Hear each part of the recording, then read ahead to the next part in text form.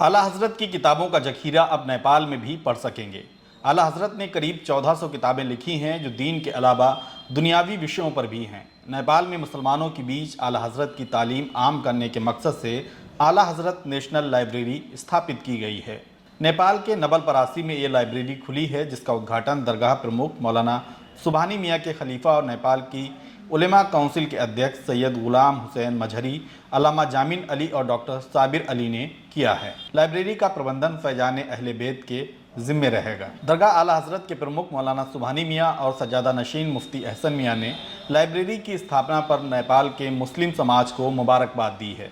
आपको बता दें कि नेपाल में सुन्नी सूफी खानकाही विचारधारा की ये पहली लाइब्रेरी है। लाइब्रेरी के शुभारंभ पर मदरसा मंजर इस्लाम के मुफ्ती सलीम नूरी ने कहा, आला हजरत इमाम अहमद रजा खान ने इस्लाम के मूल पैगाम अमन शांति के विचार को प्रसारित किया है। अपनी किताबों और फतवों के जरिए समाज को शिक्षित करने का काम किया। दरअसल मुफ्ती सलीम नूरी और तंजीम उलमाए इस्लाम के महासचिव मौलाना शहाबुद्दीन रज़वी के नेतृत्व में दरगाह से नेपाल के मुस्लिम समुदाय के बीच शिक्षा के प्रसार पर लगातार काम किया जा रहा है। पिछले 3 वर्षों में इसमें काफ़ी तेज़ी और प्रगति आई है। नेपाल के मुसलमानों के बीच आला हजरत की शिक्षा आम हो और खानकाही विचार आगे बढ़े, इसी मकसद से वहाँ लाइब्रेरी खोली गई है। इस पुस्तकालय को दरगाह का संरक्षण हासिल है। आला हजरत से जुड़ी हज़ारों किताबों का यहाँ भंडारण है।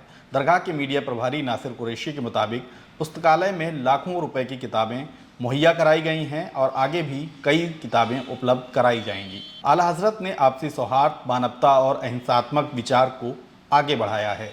मुफ्ती सलीम नूरी के मुताबिक आला हजरत और खानकाह रजबिया के दूसरे बुजुर्गों के साहित्य को नेपाली भाषा में ट्रांसलेट करने की कोशिश भी जारी है। भविष्य में स्थानीय भाषा में भी किताबें लाइब्रेरी में उपलब्ध रहेंगी। पुस्तकालय की स्थापना पर दरगाह प्रमुख मौलाना सुबहानी मियाँ ने नेपाल की सुन्नी उलेमा काउंसिल को एक प्रशस्ति पत्र भी भेजा है। आला हजरत इमाम अहमद रजा खान की दरगाह यूपी के ज़िला बरेली में है।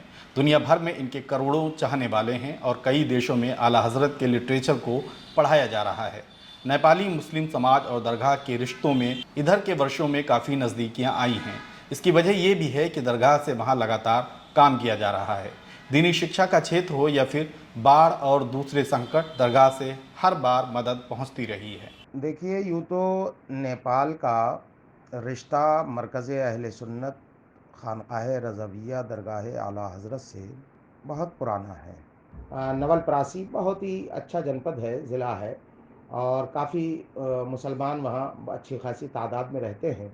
उसी में एक बर्दघाट नगर पालिका वार्ड नंबर 7 है। यहाँ पर एक संस्था है फैज़ान अहले बैत के नाम से।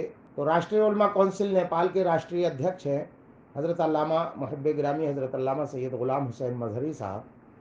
उन्होंने और अपने नवलपरासी के नौजवान और पुराने उलमा को साथ में लेकर के एक बहुत बड़ा काम किया कि नेपाल की सरजमीन पर, नेपाल देश में पहली एक ऐसी लाइब्रेरी की स्थापना हुई जो इसका नाम आला हजरत के नाम पर रखा गया। तो हम यूँ कह सकते हैं कि आला हजरत के नाम पर नेपाल देश में ये पहली ऐसी लाइब्रेरी है जो अजीम उशान भी है, भव्य भी है और विशालकाय ये पुस्तकालय है, जिसकी अलग जो है वो बिल्डिंग होगी और इसके मंसूबे बहुत अजीम हैं। और हम लोग सब लोग मुबारकबाद उनको पेश करते हैं कि नेपाल देश की पहली लाइब्रेरी आला हजरत के नाम पर बनी, जो धार्मिक भी है और सूफी विचारधारा को बढ़ावा देने वाली है और आला हजरत के लिटरेचर को नेपाली भाषा में करके प्रकाशित करने वाली है।